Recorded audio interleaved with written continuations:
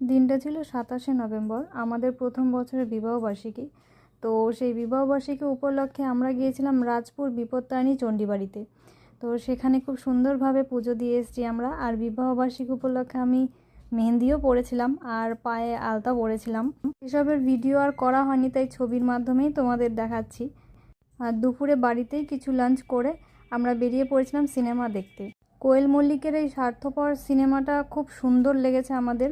প্রায় 1 বছর বাদে একটা ফিল্ম দেখলাম আমরা। তো ফিল্ম দেখে শেষে সন্ধেবেলায় আমরা গিয়েছিলাম নাকতলার অদে।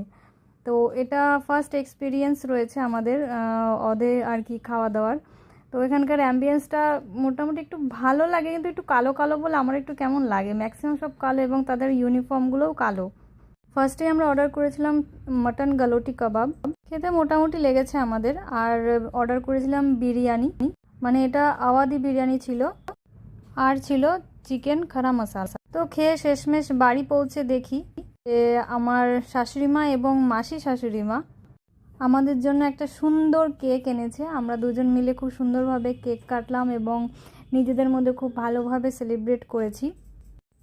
আর আজকের এই সুন্দর দিনটার জন্য সবার আগে ভগবানকে অসংখ্য ধন্যবাদ, এবং তার সাথে সাথে আমার পরিবারের সকলকে, মানে হচ্ছে আমার হাজবেন্ড, আমার শাশুড়িমা এবং মাসির শাশুড়িমাকে অসংখ্য ধন্যবাদ জানাই, যার কারণে দিনটি খুব সুন্দর হয়ে উঠেছে।